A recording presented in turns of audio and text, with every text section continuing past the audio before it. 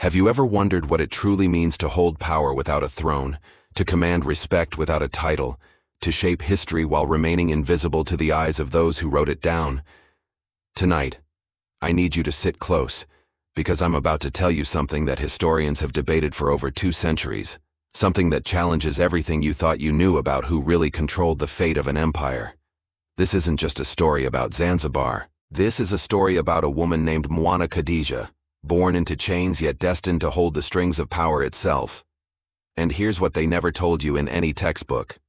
By the time this story reaches its end, you'll understand why her name was whispered in the halls of sultans and feared by men who believed themselves invincible. If you appreciate stories that dig beneath the surface of history, that reveal the hidden architects of our world, take a moment right now to subscribe to this channel and tap that notification bell. Because what you're about to hear will change how you see power, resistance, and the quiet strength of those who refuse to be forgotten. Let's begin. The ruins still stand on the eastern coast of Unguja Island, crumbling coral stone walls wrapped in bougainvillea, so thick it seems the earth itself is trying to swallow the memory of what happened here. Visitors who walk through the remnants of the old palace complex often pause at a particular archway, one that faces the sea, its stones worn smooth by centuries of monsoon winds. Local guides speak in hushed tones about this place. They call it Mlango wa Kivuli, the Door of Shadows, though no official map bears such a name. The air here carries the salt of the Indian Ocean mixed with something else, something the older residents of Stonetown describe as the lingering presence of one who never truly left. The year was 1797.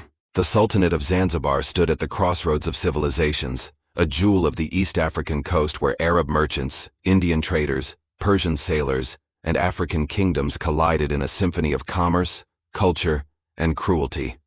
The clove plantations stretched across the island like green scars, their sweet fragrance masking the bitter reality of their cultivation. Beneath the elegant minarets and carved wooden doors of Stonetown lay a foundation built on human suffering, the largest slave market in all of East Africa, where an estimated 50,000 souls passed through each year, their bodies weighed and measured like sacks of grain. But this story does not begin in the slave markets. It begins in a room where power was born, and where power would one day be seized by hands that were never meant to hold it. In the private quarters of Sultan Sayyid Said's predecessor, in the household of the aging Imam of Oman, who controlled Zanzibar's destiny from across the Arabian Sea, there existed a woman whose very existence would alter the course of an empire. Her name, given to her by her captors, was Mwana Khadija. Her true name, the one whispered by her mother in the moments before separation, has been lost to the cruelty of time. But her actions, her strategies, her silent revolution conducted from within the heart of power itself, these have echoed through 2 centuries of history, waiting to be told in full. If you want to follow more cases like this, that shake entire societies and reveal hidden truths, subscribe to the channel so you don't miss any investigation. The palace complex of Zanzibar in the late 18th century was not a single building but a labyrinth. Coral stone walls, some 3 feet thick, created a maze of courtyards, reception halls, private chambers, and hidden passages that only those who had spent years within its confines could navigate without becoming lost. The structure sprawled across nearly 4 acres of prime coastal land, its highest tower offering views of the harbor where dhows arrived daily from Muscat, Bombay, and the distant shores of the Persian Gulf. The architecture spoke of multiple influences: carved wooden balconies in the Indian style, arched doorways bearing Arabic calligraphy, interior courtyards designed to catch the ocean breeze and channel it through the building's corridors like a cooling breath. Within these walls existed a hierarchy as rigid and unforgiving as the stone itself. At the apex sat the ruling family, connected by blood and marriage to the Busaidi dynasty of Oman. Beneath them came the Arab merchants and administrators, men who had accumulated wealth through the spice trade and the traffic in human beings. Below these moved the Indian bankers and traders, essential to the economy, yet forever marked as outsiders. And at the foundation, supporting the entire structure through their labor and their bodies, were the enslaved, Africans captured from the mainland, from the shores of Lake Tanganyika, from the kingdoms of the Great Lakes region, from Mozambique and Madagascar. The daily rhythm of the palace began before dawn. The call to prayer echoed from the nearby mosque, its melodic Arabic phrases mixing with the cries of seabirds and the distant shouts of fishermen heading out to sea. By the time the first light touched the whitewashed walls, the enslaved household workers had already been awake for hours, preparing the elaborate breakfast that would be served to the ruling family, heating water for the ritual ablutions, laying out the fine robes and jewelry that marked royal status. The kitchens alone employed over 40 people, their fires burning from midnight until well past sunset, producing the elaborate meals that demonstrated the household's wealth and sophistication. The sounds of this world formed a constant backdrop to existence within the palace, the rhythmic pounding of spices being ground in stone mortars, the splash of water being carried from the central cistern to various chambers, the soft padding of bare feet on polished floors, the rustle of silk and cotton as women moved through the harem's corridors, the distant clang of chains from the slave quarters outside the main complex, where new arrivals were held before being sold or assigned to household duties, and always, the voice of authority. Sharp commands in Arabic, the language of power, demanding immediate obedience to endless requirements. The instruments of control in this world were both physical and psychological. The kiboko, a whip made from hippopotamus hide, hung in designated locations throughout the palace, its presence a constant reminder of what awaited those who failed in their duties. The metal shackles used for punishment were stored in a room near the eastern gate, their weight and coldness designed to break both body and spirit. But more insidious than these physical tools was the system of surveillance that permeated every aspect of palace life. Trusted slaves were encouraged to report on their fellows, creating an atmosphere of suspicion that prevented the formation of bonds strong enough to threaten the established order. Information became currency, and loyalty to one's own people became a liability that could result in sale to the mainland plantations, where death came quickly under the brutal conditions of clove cultivation. The climate itself seemed designed to remind the enslaved of their suffering. The heat of Zanzibar, trapped between the island's hills and the surrounding ocean, created a humidity that made every task exhausting. The monsoon seasons brought relief in the form of rain, but also the danger of flooding, disease, and the disruption of the careful routines that kept the household functioning. During the dry months, water became precious, and those responsible for its distribution wielded a power that could mean the difference between comfort and desperate thirst. The seasons marked time in a place where time had lost its meaning for those who had been torn from their homes and families, who measured their existence not in years, but in the space between punishments. Mwana Khadija arrived at the palace in the spring of 1782, when she was approximately 15 years old.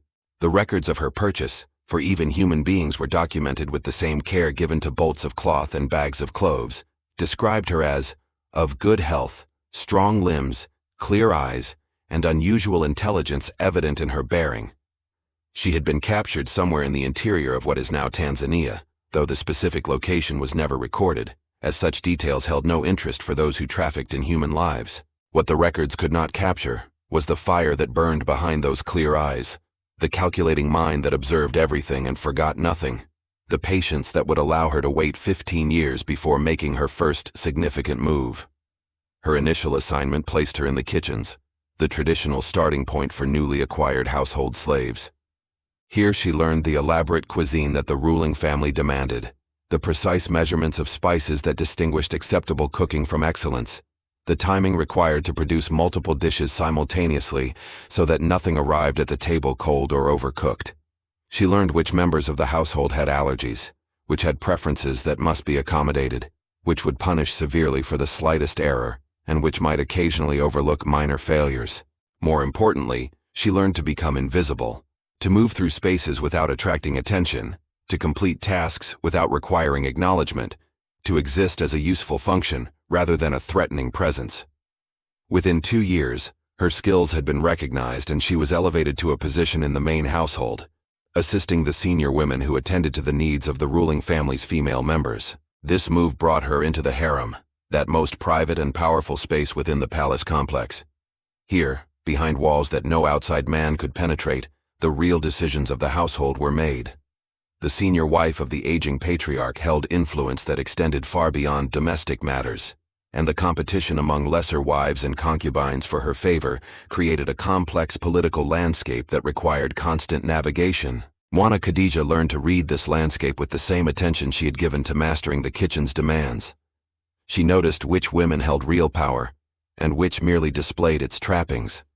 She observed the subtle signals that passed between allies, the cold silences that marked enmities, the elaborate courtesies that concealed contempt. She understood that information flowed through the harem like water through the palace's channels, and that those who controlled this flow could shape outcomes without ever appearing to act.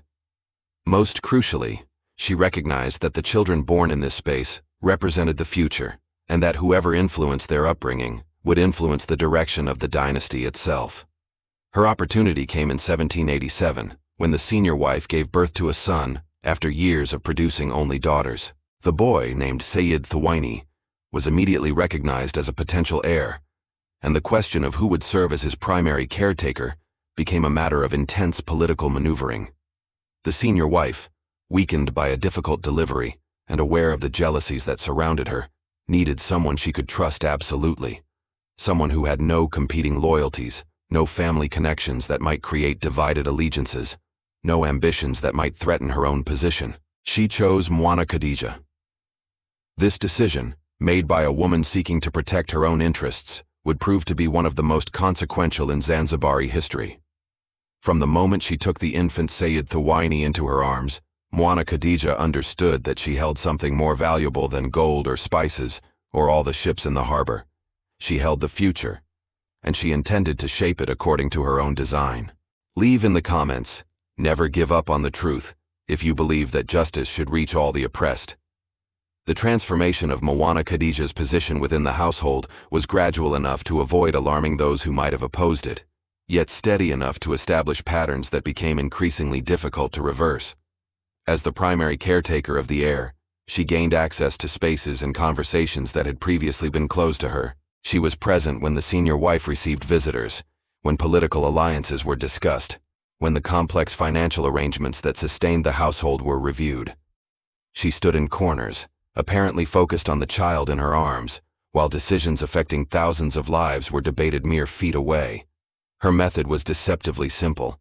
She made herself indispensable. When the child fell ill with the fevers that claimed so many young lives in Zanzibar's challenging climate, it was Mwana Khadija who sat through the night applying cool compresses, administering the remedies prescribed by the household's physicians, monitoring every breath and temperature change. When the senior wife needed information about activities in other parts of the palace, it was Mwana Khadija who could provide detailed reports without revealing how she had obtained them. When conflicts arose among the household staff, it was Mwana Khadija who could mediate in ways that maintained harmony while advancing the interests of those she served. But she was not merely serving, she was learning.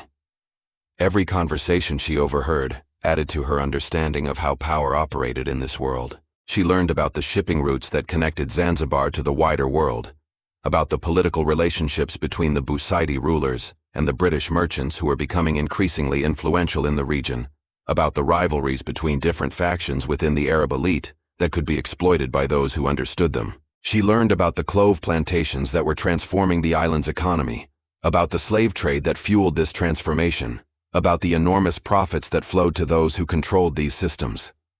The child Sayyid Thuwaini grew under her constant attention, and as he grew, her influence over him deepened. She was his first source of comfort when he cried, his first teacher of language and behavior, his first guide to understanding the world around him. Long before he could read the Arabic texts that would form his formal education, he had absorbed the lessons she taught through stories, through games, through the countless small interactions that shape a developing mind.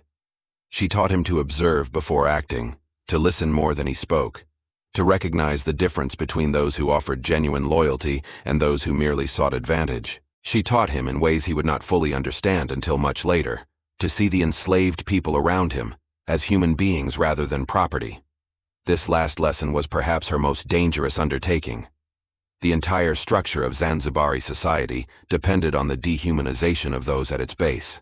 To raise an heir who questioned this structure was to plant seeds of instability that could eventually bring down the dynasty itself. But Mwana Khadija understood something that her supposed masters did not. She understood that the world was changing, that the forces of abolition gathering strength in Europe and America would eventually reach these shores, and that those rulers who adapted to this change would survive, while those who resisted would fall. She was preparing Sayyid Thuwaini not merely to rule, but to rule in a world that would demand different approaches than those employed by his predecessors. The senior wife observed this growing bond between her son and his caretaker with mixed emotions. On one hand, the child's obvious health and happiness reflected well on her choices and protected her position within the household.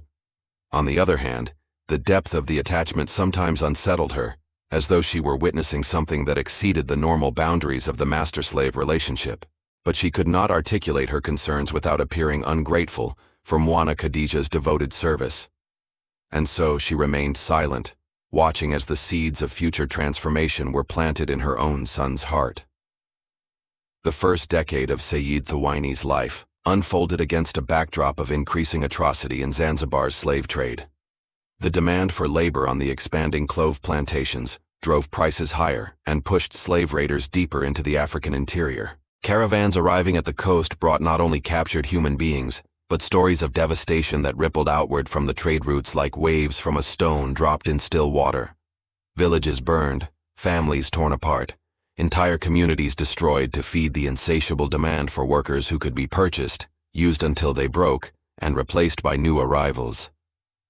Mwana Khadija witnessed the consequences of this system daily. New enslaved people arrived at the palace regularly, their eyes carrying the particular emptiness of recent trauma, their bodies bearing the marks of long marches in chains. She saw women separated from their children, men stripped of their names and histories, elders left to die when they could no longer keep pace with the caravans.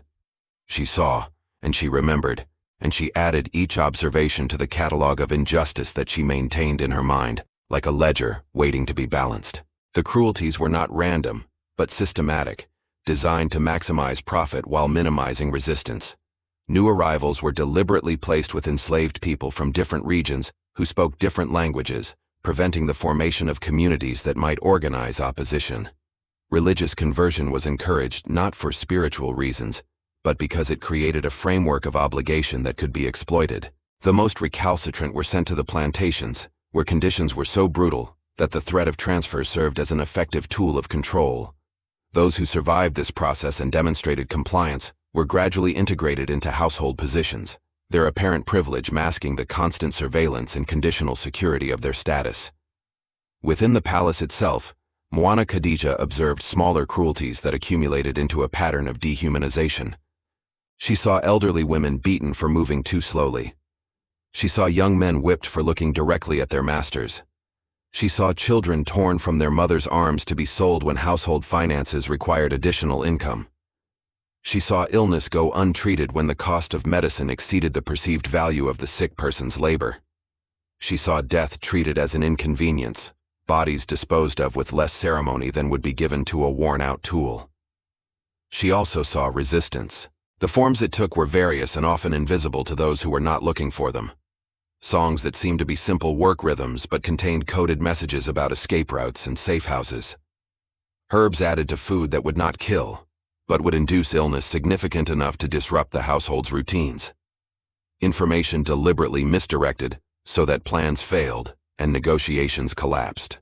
Small acts of sabotage, tools broken, supplies spoiled, tasks performed with deliberate incompetence, that collectively imposed costs on the system while appearing to be merely the result of inferior enslaved labor, and occasionally, rarely, acts of direct violence that demonstrated the limits of control and the persistence of human dignity, even in the most degrading circumstances. Mwana Khadija participated in some of these resistance activities, though always in ways that could not be traced back to her. Her position gave her access to information that could be useful to others, and she developed methods of passing this information through channels that the household's surveillance systems could not detect. She learned which other enslaved people could be trusted, and which were too broken or too complicit to risk including in any network of resistance. She understood that her ultimate goal required patience measured in years rather than months, and that premature action could destroy everything she was building. But she also understood that waiting passively while others suffered would make her complicit in their suffering, and so she acted in ways that preserved her position while contributing to the broader struggle. The young Sayyid Thawani sometimes witnessed these cruelties, and Mwana Khadija watched carefully to see how he responded. She noted the occasions when he seemed disturbed by what he saw, the questions he asked when they were alone together, the moments of hesitation before he accepted explanations that justified the treatment of enslaved people as property. She cultivated these seeds of doubt without appearing to do so, offering alternative perspectives framed as stories rather than arguments, introducing him to ideas that challenge the assumptions of his upbringing without directly confronting the authority of his parents or teachers. The event that transformed Mwana Khadija's quiet resistance into something more consequential occurred in the spring of 1794, when she was approximately 27 years old, and Sayyid Thuwaini was 7. A new shipment of enslaved people arrived at the palace, captured from a region near Lake Malawi that the slave raiders had recently penetrated for the first time. Among this group was a young woman who bore an unmistakable resemblance to Mwana Khadija herself. The same distinctive bone structure, the same particular shade of skin, the same pattern of tribal scarification that marked them both as members of the same clan. Her name was Zawadi, and she was Mwana Khadija's younger sister. The recognition was mutual and immediate, though both women had the presence of mind to conceal it. 12 years had passed since they had been separated during the raid that had captured them both. Zawadi had been sold south while Mwana Khadija had been taken north, and neither had known whether the other survived. Now, across a courtyard filled with newly arrived captives being assessed for sale, their eyes met and held for a fraction of a second before looking away. That moment contained more communication than 1,000 words could have conveyed. Mwana Khadija spent the following weeks maneuvering to have Zawadi assigned to the palace household, rather than sold to the plantations or to external buyers. She accomplished this by suggesting to the senior wife that a new assistant would be helpful in caring for Sayyid Thuwaini, who was now old enough to require more complex supervision. The request was granted without suspicion, as Mwana Khadija's recommendations on household matters had proven reliable over the years.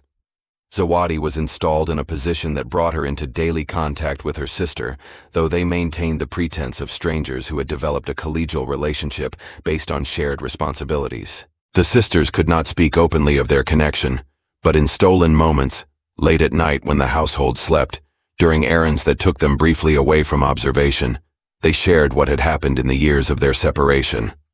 Zawadi's story was one of unrelenting horror.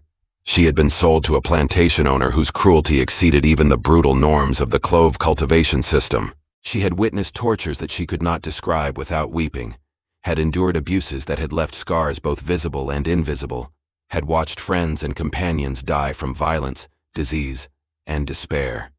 She had survived by making herself useful as a healer, having learned from their mother the traditional medicine practices that could treat common illnesses and injuries. This skill had eventually brought her to the attention of traders who saw profit in selling her to a household that would value such abilities.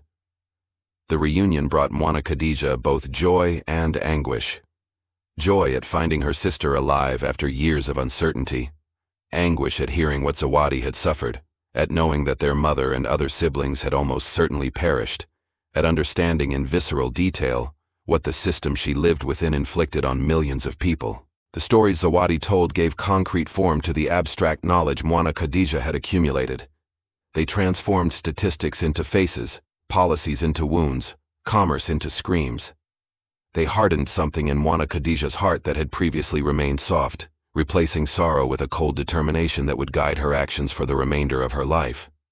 But Zawadi's arrival also introduced new risks. The bond between the sisters was observed by others in the household, and while none suspected the true nature of their relationship, the friendship itself attracted attention. Certain factions within the palace saw any close connection among the enslaved as potentially threatening and began watching both women more carefully. Additionally, Zawadi carried habits from her years on the plantation. A flinching when approached suddenly, a difficulty maintaining the appearance of contentment that palace slaves were expected to display. Occasional outbursts of emotion that disrupted the carefully maintained atmosphere of the household. These behaviors drew negative attention and required Mwana Khadija to expend political capital protecting her sister from punishment. The situation reached a crisis point in the summer of 1795. A minor incident, Zawadi failing to show proper deference to a visiting merchant's wife, escalated into a confrontation that resulted in a senior household administrator demanding her sale. The administrator, a man named Rashid ibn Muhammad, had long harbored suspicions about Mwana Khadija's true loyalties and saw an opportunity to weaken her position by removing someone she obviously cared about. He presented his demand to the senior wife as a matter of household discipline, arguing that allowing such disrespect to go unpunished would encourage similar behavior from other enslaved workers. Mwana Khadija faced a choice that tested everything she had built. She could accept Zawadi's sale to protect her own position and continue her long-term strategy of influencing Sayyid Thawani's development. Or she could fight to keep her sister, risking exposure of their relationship and potential punishment for both of them. The pragmatic choice was clear. The emotional reality made that choice almost impossible. In the end, she found a third path. She went to the senior wife and spoke as she had never spoken before, not as an enslaved woman addressing her owner, but as one woman speaking to another about the bonds that transcended social position. She did not reveal that Zawadi was her sister, but she spoke of the friendship that had developed between them, of the value Zawadi brought to the household through her healing skills, of the injustice of punishing someone so severely for what amounted to a moment of confusion. And then she did something unprecedented. She asked the senior wife to consider what she would feel if someone she cared about was torn away from her for such a small offense. The senior wife was silent for a long moment. She looked at Mwana Khadija with an expression that suggested she was seeing her clearly for the first time, not as a useful possession, but as a human being with attachments and fears, and the capacity for loyalty that exceeded mere duty. Something shifted in that moment, some barrier that had existed between them, lowering just enough to allow a new kind of communication. Zawadi remained in the household. The death of Rashid ibn Muhammad occurred 6 months later, in circumstances that were never fully explained. He was found in his quarters one morning, his body contorted in a manner consistent with severe gastrointestinal distress, his face frozen in an expression of agony. The household physician, after examination, attributed the death to natural causes, a sudden illness, perhaps contaminated food or water, certainly nothing that suggested foul play. The burial took place quickly, as was customary in Zanzibar's climate, and attention shifted to the question of who would assume his administrative responsibilities. Mwana Khadija observed the funeral proceedings from a distance, her face betraying nothing of what she might have felt. Whether she had any role in Rashid's death remained a question that would never be answered definitively. Zawadi possessed extensive knowledge of plants and their properties, knowledge that included understanding of substances that could produce illness indistinguishable from natural disease. But knowledge was not proof, and the household's focus on administrative succession prevented any investigation that might have revealed uncomfortable truths. What was certain was that Rashid's death removed the most dangerous threat to Mwana Khadija's position and opened new possibilities for expanding her influence. The new administrator, a younger man named Abdullah, who had benefited from her assistance during his early years in the household, proved far more amenable to her suggestions. Within months, Mwana Khadija had become an unofficial advisor on matters relating to the domestic staff, her opinion sought on questions of assignment, discipline, and organization. She used this influence carefully, never overreaching, always presenting her recommendations as serving the interests of the household, rather than any agenda of her own. During this same period, Sayyid Thawani was reaching an age when his formal education began in earnest. Tutors arrived to teach him Arabic, Quranic recitation, mathematics, history, and the other subjects considered essential for a potential heir. Mwana Khadija's role in his daily life necessarily diminished as these responsibilities increased, but the bond they had formed during his earliest years remained strong. He sought her company when freed from his lessons, sharing what he had learned, and asking for her perspective on questions that his tutors addressed only from conventional angles. She encouraged these conversations while being careful never to directly contradict his formal education. Instead, she asked questions that prompted him to think more deeply, to consider perspectives that his tutors did not present, to examine assumptions that were taken for granted by those around him. When his history lessons celebrated the expansion of the Busaidi domains, she asked what the conquered peoples might have felt. When his religious instruction emphasized the obligations of the faithful, she asked how those obligations applied to the treatment of enslaved people. When his mathematics lessons calculated the profits from trade, she asked whether some costs were too high regardless of the financial returns they generated. These seeds, planted carefully over years of conversation, were beginning to bear fruit. Sayyid Thawani began showing signs of the thoughtfulness and moral complexity that Mwana Khadija had been cultivating. He asked his tutors questions that made them uncomfortable. He expressed discomfort at cruelties that his peers accepted without thought. He developed a reputation for unusual sensitivity that some saw as weakness, but others recognized as a form of wisdom rare in one so young. His mother watched these developments with mixed feelings, proud of her son's intelligence, but concerned about the directions his thinking seemed to be taking. The year 1797 brought changes that would test everything Mwana Khadija had built. The ruling patriarch, whose health had been declining for years, finally succumbed to the illnesses that had progressively weakened him. His death triggered a succession crisis that had been anticipated, but not adequately prepared for. Multiple claimants emerged, each backed by different factions within the extended family and the broader Arab elite of Zanzibar. The question of who would control the island's enormous wealth, and the slave trade that generated much of it, became a matter of intense and sometimes violent dispute. Sayyid Thuwaini, now 10 years old, was not the primary claimant. His youth and his mother's relatively weak political position placed him behind older relatives who commanded more substantial networks of support. But he was a claimant nonetheless, and this status made both him and those around him potential targets for elimination by rival factions. The senior wife, suddenly vulnerable in ways she had not been during her husband's lifetime, turned to Mwana Khadija for counsel with an urgency that revealed how thoroughly her earlier reservations had been overcome by circumstance. The crisis demanded that Mwana Khadija reveal capabilities she had previously concealed. She demonstrated a sophisticated understanding of the political landscape that surprised those who had dismissed her as merely a skilled domestic servant. She provided intelligence about the intentions and movements of rival factions that could only have come from an extensive network of informants among the enslaved workers of various households. She offered strategic advice that proved, when followed, to protect the senior wife's position and advance Sayyid Thuwaini's claims. In the space of a few months, she transformed from an unusually trusted servant to an acknowledged advisor whose counsel was sought on matters of consequence. This transformation was not without risk. Her increased visibility attracted attention from those who wondered how an enslaved woman had acquired such extensive knowledge and such sophisticated analytical abilities. Questions began to circulate about her background, her loyalties, her ultimate objectives. Some whispered that she had ambitions that threatened the natural order, that her influence over the young heir was excessive and potentially dangerous, that her continued presence in the household represented a liability that should be eliminated before it could cause greater harm. Mwana Khadija was aware of these whispers and understood the danger they represented. She also understood that retreating to her former invisibility was no longer possible. The succession crisis had revealed too much of her true capabilities to allow the pretense of simple servitude to be maintained. Her only option was to move forward, to continue building her position until it became strong enough to resist the forces that opposed her. And to do this, she needed to deepen her relationship with Sayyid Thuwaini until his loyalty to her became an asset that his mother and other allies could not afford to sacrifice. The months that followed tested this strategy repeatedly. Assassination attempts, some subtle, some brazen, threatened various claimants to succession.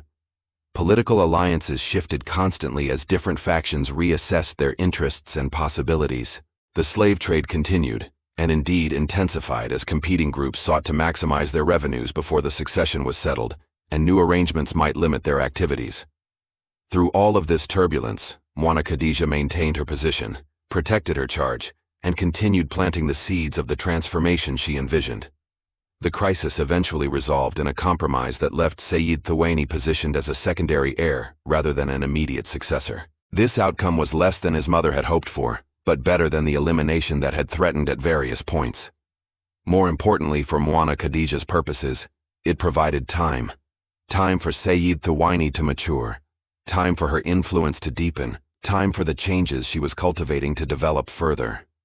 The succession crisis had revealed her capabilities to the world, but it had also demonstrated her value to those whose interests aligned with protecting the young heir. She emerged from the turbulence with a more openly acknowledged position than she had held before, a position from which the next phase of her work could proceed. In the relative calm that followed the succession settlement, Mwana Khadija turned her attention to systematically expanding her network. The household still viewed her as an enslaved woman, but one whose unusual circumstances demanded unusual treatment.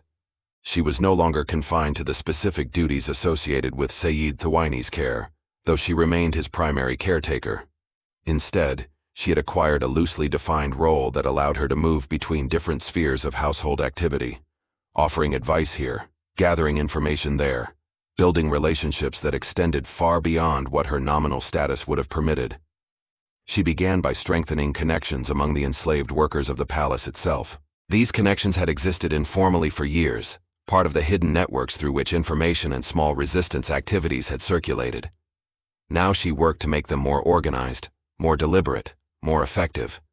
She identified individuals whose skills and temperaments made them reliable allies, and found ways to place them in positions where they could observe important activities and report what they learned. She established protocols for communication that could not be easily detected, using the legitimate errands and duties of household work as cover for the exchange of information.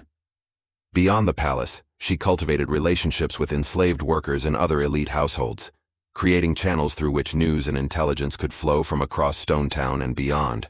The servants who attended meetings between merchants knew what prices were being negotiated and what alliances were being formed. The workers who maintained the harbor facilities knew which ships were arriving, what cargo they carried, and what passengers they brought. The laborers who moved between the town and the plantations knew conditions in the interior, the movements of slave caravans, the plans of those who managed the brutal agricultural operations. All of this information flowed to Mwana Khadija, who assembled it into a picture of Zanzibar's political and economic landscape, more complete than any single person in authority possessed. She also began reaching beyond the enslaved community to build relationships with others who had reasons to oppose the existing order. Indian merchants who resented their subordinate status despite their economic importance. Lesser Arab families who had been excluded from the inner circles of power. Religious scholars who privately questioned the moral foundations of the slave trade despite publicly defending it. British officials and merchants who saw opportunities in promoting reform while advancing their commercial interests. Each of these relationships required careful navigation, as the interests of these various groups overlapped only partially and sometimes conflicted directly. But Mwana Khadija had spent years learning to manage competing interests within the household, and she applied the same skills to this broader political landscape. The young Sayyid Thawaini observed some of these activities and asked questions that revealed both his growing understanding and his continuing education. Mwana Khadija answered carefully, sharing enough to maintain his trust while concealing elements that he was not yet ready to know or that might compromise him if revealed. She told him about the suffering of enslaved people in terms that connected to his own observations, but did not implicate her in any specific activities. She introduced him to ideas about justice and human dignity that were circulating among reformers in Britain and elsewhere, framing them as intellectual curiosities rather than blueprints for action. She continued, as she had since his infancy, preparing him for a role he did not yet fully understand. The systematic education of Sayyid Thawaini entered a new phase as he approached adolescence. His formal tutors taught him the skills expected of a potential ruler: administration, diplomacy, military strategy, religious jurisprudence. Mwana Khadija supplemented this education with lessons of a different kind, lessons that prepared him to question the assumptions underlying everything he was being taught. She found ways to introduce him to ideas that his tutors would never have presented, ideas about the rights of individuals regardless of their birth, about the moral obligations of those who held power over others, about the possibility of a world organized on principles other than domination and extraction. She was particularly careful in how she presented information about the slave trade. Sayyid Thawaini had grown up surrounded by enslaved people, had been cared for by them, had observed their treatment as a matter of daily life. Like most young people raised in such circumstances, he had absorbed assumptions about the naturalness and necessity of enslavement that his formal education reinforced. Challenging these assumptions directly would have been dangerous and probably counterproductive. Instead, Mwana Khadija approached the subject through questions that encouraged him to examine what he took for granted. She asked him whether he had ever wondered about the families of the enslaved people he saw every day. She asked him to imagine what it would feel like to be torn from everyone he loved and forced to labor for strangers. She asked him whether the religious principles he was learning were consistent with the treatment of human beings as property. She asked him what he thought would happen when Britain, whose naval power increasingly dominated the Indian Ocean, moved from encouraging the limitation of the slave trade to demanding its abolition. Each question was carefully chosen, designed to create discomfort, without triggering the defensive reactions that would have closed his mind to further consideration. The effectiveness of this approach became evident as Sayyid Thawaini grew older. He began expressing views that surprised and sometimes alarmed those around him. He questioned decisions involving the punishment of enslaved workers. He asked about the conditions on the clove plantations and expressed dismay at what he learned. He suggested that perhaps the slave trade was not as divinely sanctioned as his religious tutors claimed.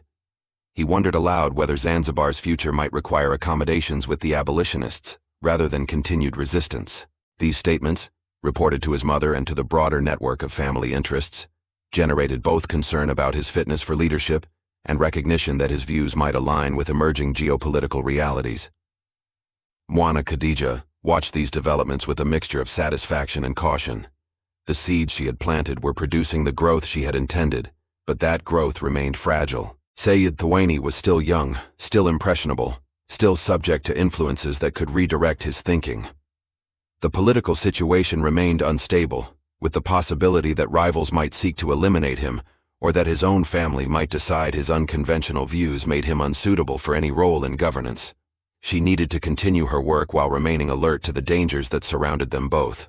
The relationship between them had evolved as he matured. He no longer needed a caretaker in the sense that young children do, but he had come to rely on her counsel in ways that exceeded any formal role she might hold. She had become his confidant, the person to whom he could express thoughts that he concealed from everyone else, the one who understood him more completely than his mother or tutors or the age mates he was beginning to spend time with. This emotional bond gave her influence over him that went beyond the intellectual cultivation she had undertaken. It made her, in some sense, the most important person in his life. She used this influence carefully, always aware of its dangers as well as its possibilities. An enslaved woman who held such sway over a potential ruler was inherently threatening to the established order. If the true extent of her influence became known, she would almost certainly be removed, sold, exiled, or killed depending on how great a threat she was perceived to represent. Her survival depended on maintaining the appearance that her role remained primarily domestic, that her conversations with Sayyid Thawani were the innocent exchanges of a nurse with her former charge, rather than the deliberate shaping of a future leader's worldview. The threads of Mwana Khadija's various activities, her information networks, her political relationships, her cultivation of Sayyid Thawani, her protection of her sister and other enslaved people she had gathered around her, began converging toward a culmination she had long envisioned, but never explicitly planned. The convergence was not of her design, but rather an emergence from the multiple forces she had set in motion over nearly 2 decades. The British presence in Zanzibar was increasing. Diplomatic missions arrived with greater frequency, and their public statements about the slave trade became more pointed. Local merchants reported that British naval vessels were intercepting more dhows suspected of carrying enslaved cargo, creating economic pressures that affected even the most powerful families. Information flowing through Mwana Khadija's networks indicated that Britain was preparing to demand a formal treaty restricting the slave trade, and that the ruling family was divided on how to respond. Within this context, Sayyid Thawani's unconventional views became suddenly relevant. Some factions saw him as a liability, a potential ruler whose sympathy for abolition would weaken Zanzibar's resistance to British demands. Others began viewing him as an asset, a leader who might navigate the coming changes more effectively than those committed to maintaining systems that were becoming increasingly untenable. Mwana Khadija observed these shifting calculations and understood that her long cultivation of the young heir was approaching a point where its effects would become visible to all. She also understood that this visibility brought danger. Those who saw Sayyid Thawani's views as threatening might trace them back to their source and recognize her role in shaping them. Her enemies within the household, and she had accumulated enemies over the years despite her careful maneuvering, would seize any opportunity to bring her down. The coming period would require her to maintain influence while deflecting attention, to continue guiding events while appearing to merely observe them. The pressure intensified in the summer of 1800, when a British delegation arrived to negotiate the trade restrictions that had been anticipated. The negotiations were conducted formally between official representatives, but the real discussions took place in private meetings, informal conversations, and the complex maneuvering that accompanied any significant political development.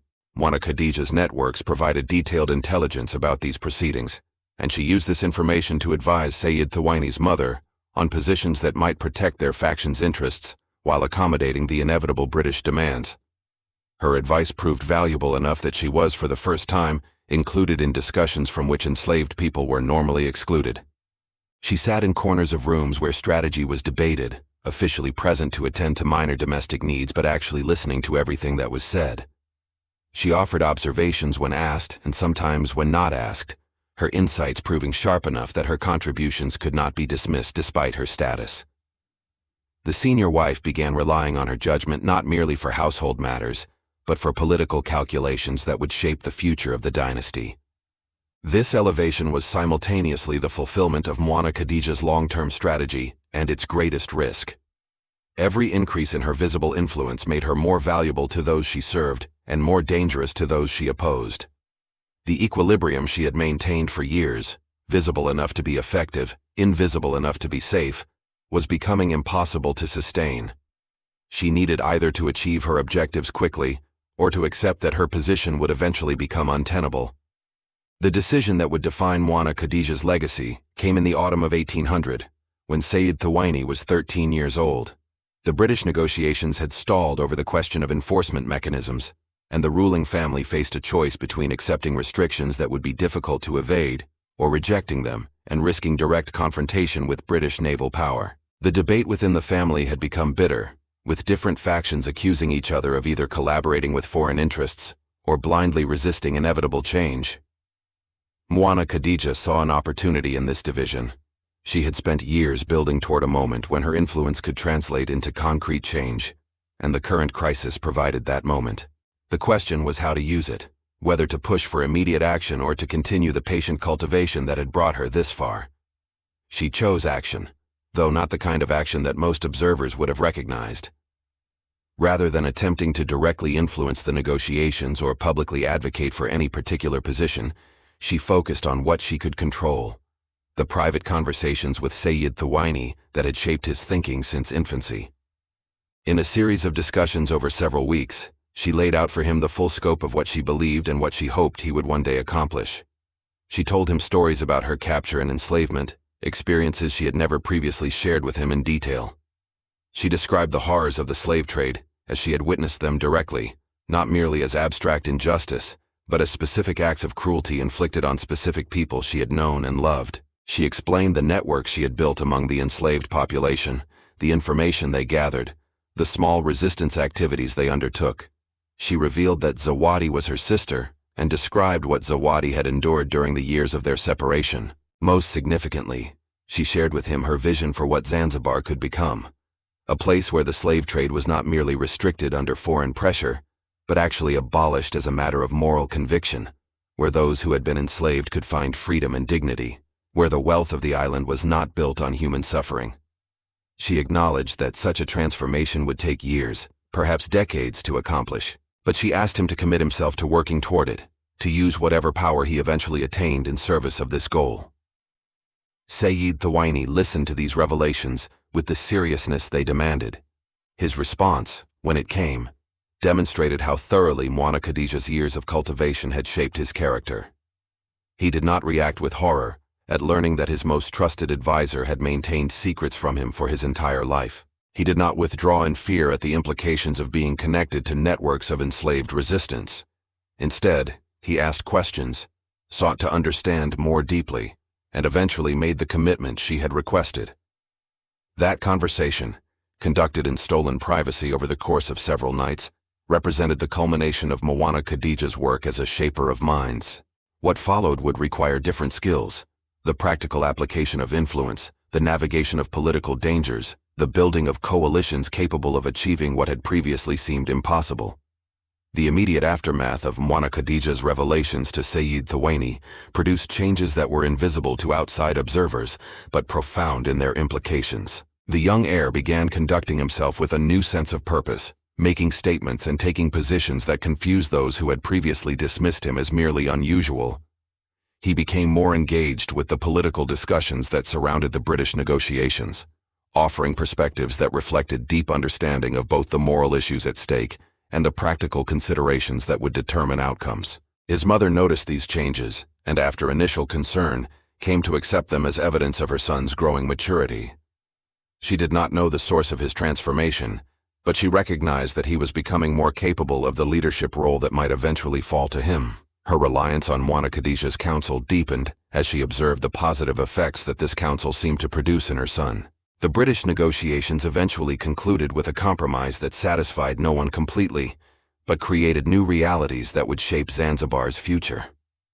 Restrictions on the slave trade were accepted in principle, though enforcement remained weak and evasion remained common. The treaty established a framework, however imperfect, that would be expanded and strengthened in the years to come.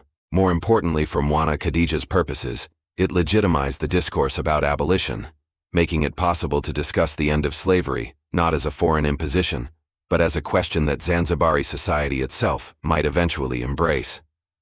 Sayyid Thawani played no formal role in these negotiations. He was still too young and too distant from the primary line of succession to be included directly, but the positions he expressed in private conversations began circulating among those who heard them, creating a reputation that would serve him well in the years ahead. He became known as someone who understood the changing world, who could engage with British officials and reformers without appearing to capitulate, who might navigate the inevitable transformations more effectively than those committed to resistance that was increasingly futile. Mwana Khadijah observed these developments with satisfaction, tempered by awareness that her work was far from complete. The treaty was merely a first step, and even that step faced constant attempts at circumvention.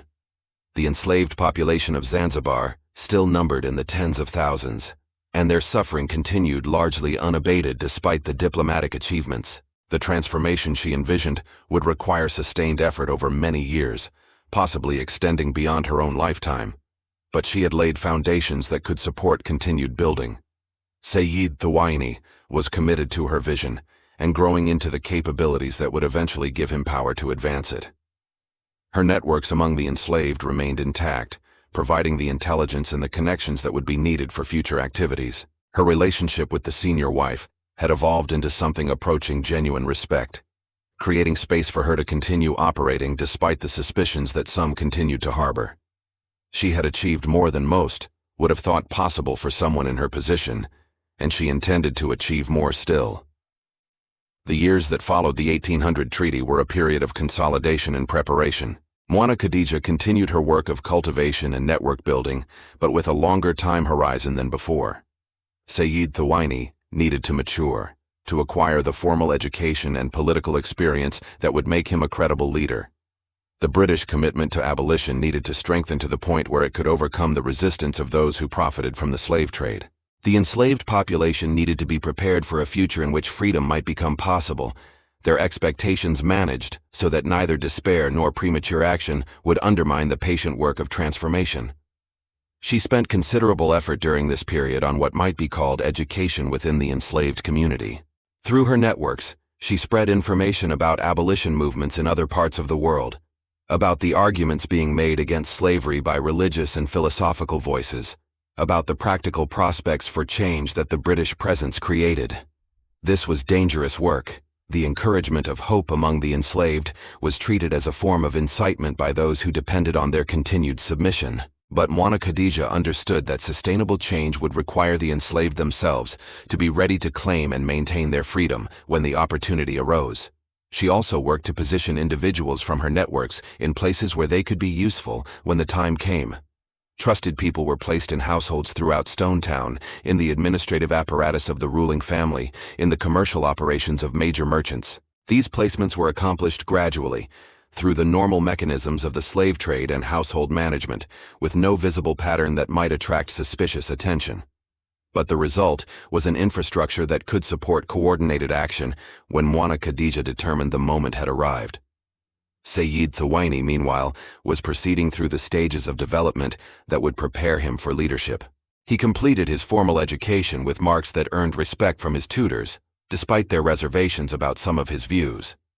He began participating in the lower-level administrative functions that gave young men of the ruling family experience in governance. He cultivated relationships with peers and elders, who would eventually form the political networks on which any leader depended. Through all of this, he maintained his private commitment to the vision that Mwana Khadijah had shared with him, while learning to express that commitment in ways that did not make him appear dangerous to those who might otherwise support his advancement. The relationship between Mwana Khadijah and Sayyid Thawani evolved as he matured. He no longer needed her guidance on basic questions of education and development. He had absorbed her teachings thoroughly enough to proceed independently. What he still needed, and what she continued to provide, was strategic counsel on how to navigate the complex political landscape while preserving his ability to eventually implement the changes they both sought. These conversations, conducted in the same stolen privacy that had characterized their exchanges since his childhood, became focused on specific situations and specific decisions, rather than general principles and long-term visions.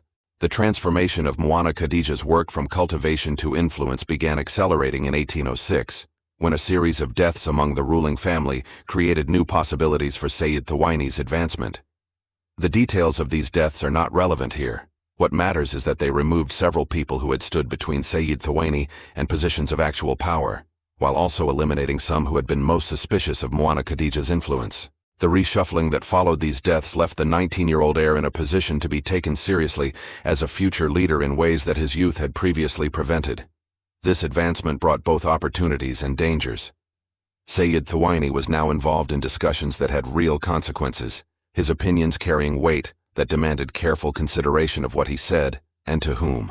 Mwana Khadija continued advising him on these matters, but her counsel now had to account for the immediate political implications of his actions rather than merely their long-term educational effects. A misstep could damage his standing in ways that would be difficult to repair, potentially derailing everything they had worked toward. At the same time, her own position became more precarious. Sayyid Thuwaini's elevation meant that those around him received increased scrutiny, and Mwana Khadija's continuing presence attracted attention that she had previously been able to avoid. Questions circulated about why an enslaved woman remained so close to a young man who was no longer a child requiring a nurse's care. The answer, that she was his most trusted advisor on matters of great importance, would have been unacceptable to most of those asking, and so alternative explanations had to be provided and maintained. She addressed this problem by gradually withdrawing from visible proximity to Sayyid Thuwaini, while maintaining their communication through intermediaries and carefully arranged private meetings. Her sister Zawadi became the primary visible connection, serving in a household role that required regular contact with Sayyid Thuwaini, while appearing to be merely domestic service.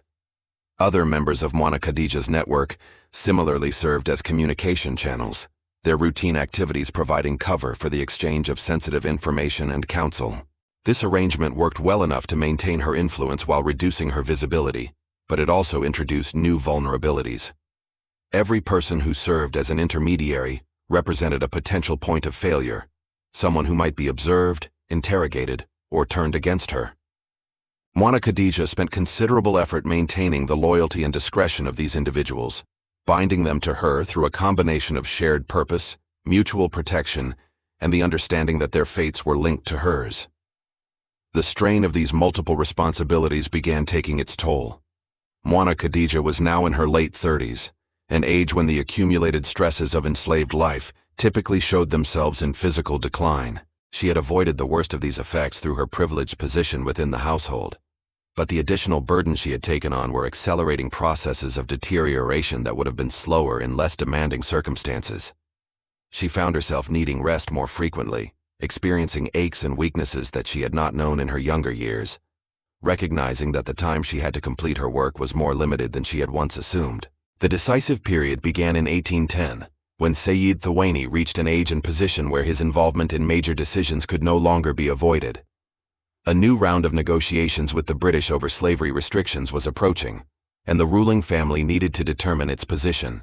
Previous negotiations had produced treaties that were widely evaded.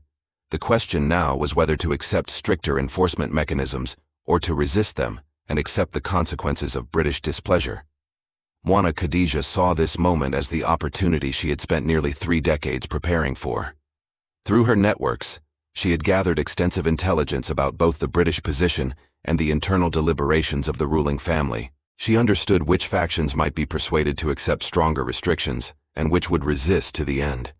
She had cultivated relationships with key figures on multiple sides, creating channels through which influence could be exercised without attribution. Her strategy focused on positioning Sayyid Thuwaini as a voice of pragmatic accommodation. She counseled him to frame his support for stronger restrictions not as moral conviction, which would have alienated those who saw slavery as divinely sanctioned, but as clear-eyed assessment of geopolitical reality. The British would eventually impose their will regardless of Zanzibari preferences. Better to negotiate favorable terms now than to face unfavorable terms later. This framing allowed Sayyid Thuwaini to advocate for outcomes that aligned with Mwana Khadija's vision, while appearing to be motivated solely by political calculation.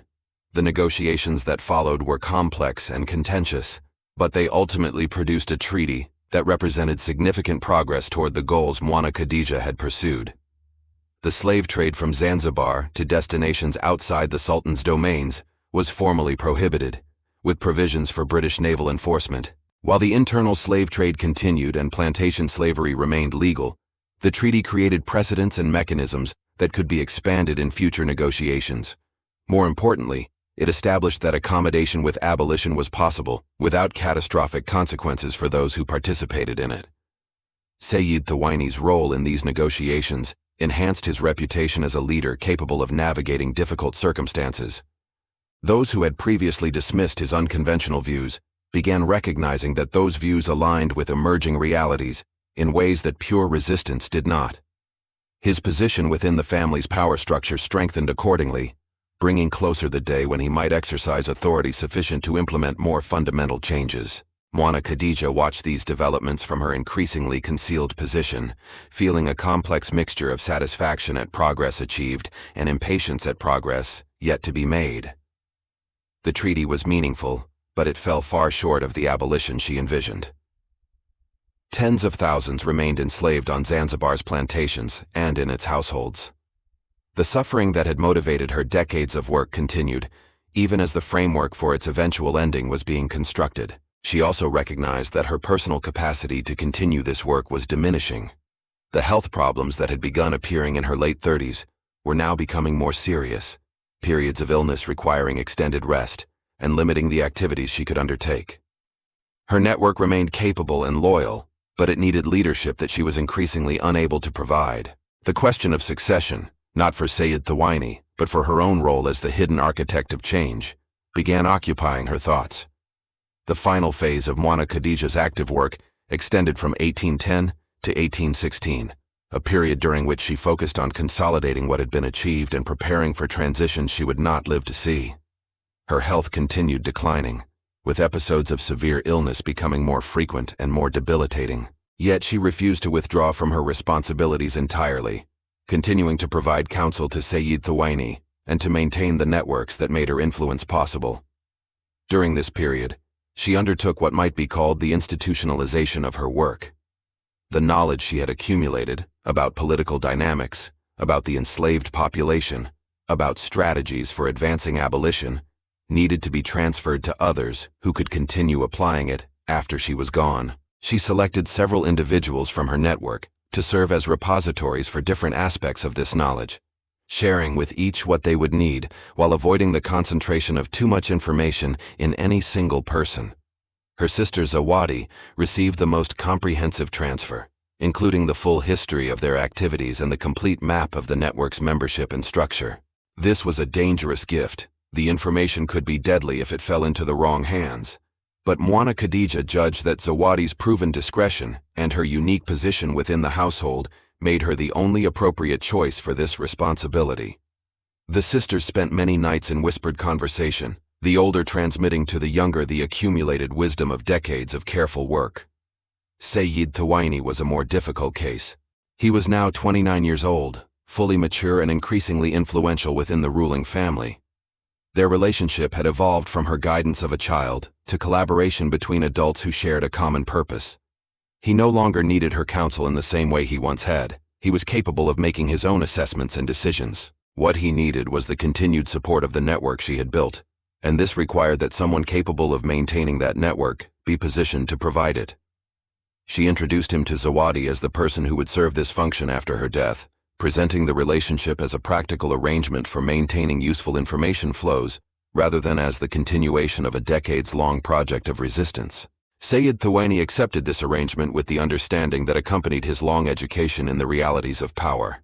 He did not need to be told explicitly what role Zawadi would play. He had learned enough from Mwana Khadija to understand without being told. The preparations complete, Mwana Khadija spent her remaining time in relative calm. She continued participating in household activities as her health permitted, maintaining the appearance of normalcy that had protected her throughout her life in Zanzibar. She watched Sayyid Thawani's continuing development with the satisfaction of someone observing the fruits of her labor. She spent time with Zawadi, the sister she had barely known before their reunion, and who had become the most important person in her life, aside from the heir she had raised. She died in the early spring of 1816, at approximately 49 years of age. The cause recorded by the household physician was a fever that had progressively worsened over several weeks, though the underlying deterioration that made this fever fatal had been accumulating for years. She was buried according to Islamic custom, her grave unmarked as was typical for enslaved people of her status. No record of her death was made beyond the household's internal documentation of property losses, and no public acknowledgement of her passing occurred. But within certain circles, among those who knew what she had accomplished, her death was mourned as the loss of someone extraordinary. Sayyid Thawani reportedly wept when he learned the news, retreating to private spaces where his grief would not be observed. Zawadi led prayers among the enslaved members of the household, honoring her sister in ways that appeared to be merely the routine observances due to any deceased member of their community. The network Mwana Khadija had built continued functioning, its members recognizing that the best tribute to her memory was the continuation of the work she had started. The legacy of Mwana Khadija extended far beyond her death, carried forward by those she had trained and by the systems she had established. Sayyid Thawani continued his advancement within the ruling family, eventually acquiring positions of significant authority. His views on slavery remained more accommodating toward abolition than those of most of his relatives, and this orientation shaped decisions that affected thousands of lives. He did not achieve the complete transformation that Mwana Khadija had envisioned. The abolition of slavery in Zanzibar would not occur until 1897, more than 80 years after her death, but he contributed to the slow accretion of changes that made eventual abolition possible. The network she had built survived in modified form for decades after her death. Zawadi maintained its core structure until her own death in the 1840s, passing leadership to others who continued the work of gathering intelligence, supporting resistance activities, and preparing the enslaved population for the freedom that was slowly approaching. The network's activities changed as circumstances evolved, adapting to new opportunities and new threats, but the fundamental purpose remained constant: the advancement of human dignity against the forces that denied it. The specific contributions of this network to Zanzibar's eventual abolition cannot be precisely measured. The nature of clandestine activity precludes the documentation that would enable such measurement. But historians who have studied the period note anomalies that suggest organized activity among the enslaved population, coordination that exceeded what would be expected from spontaneous resistance, and information flows that connected events across the island in ways that imply systematic communication. Whether Mwana Khadija's network was responsible for these phenomena cannot be proven, but the circumstantial evidence aligns with what is known about her work. Reports from decades after her death describe a figure spoken of in whispered conversations among the enslaved of Zanzibar.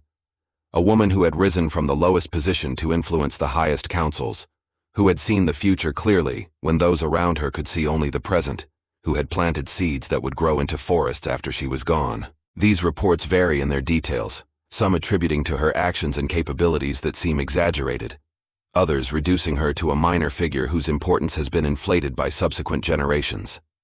The truth, as is often the case with figures who operated in secrecy, lies somewhere between these extremes. What seems clear is that Mwana Khadija accomplished something remarkable. An enslaved woman, captured as a teenager and sold into bondage thousands of miles from her home, managed over the course of 3 decades to position herself at the center of power in one of East Africa's most important polities. She did so while maintaining her fundamental opposition to the system that enslaved her, working systematically toward its eventual destruction, even as she navigated its structures with extraordinary skill. She raised an heir who became an advocate for reform, built networks that supported resistance and prepared for freedom, and died having advanced her vision more than seemed possible given the circumstances of her life. The ruins where visitors pause today, the archway called the Door of Shadows by those who know its history, stand as an inadvertent monument to her work. The palace complex that she navigated with such skill has crumbled, its stones scattered by time and weather and human conflict. The dynasty she influenced has long since fallen from power.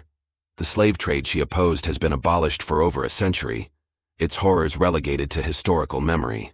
But the question she grappled with, about power and resistance, about patience and action, about the responsibilities of those who can see injustice clearly in a world that prefers blindness, these questions remain as urgent as they were in her time.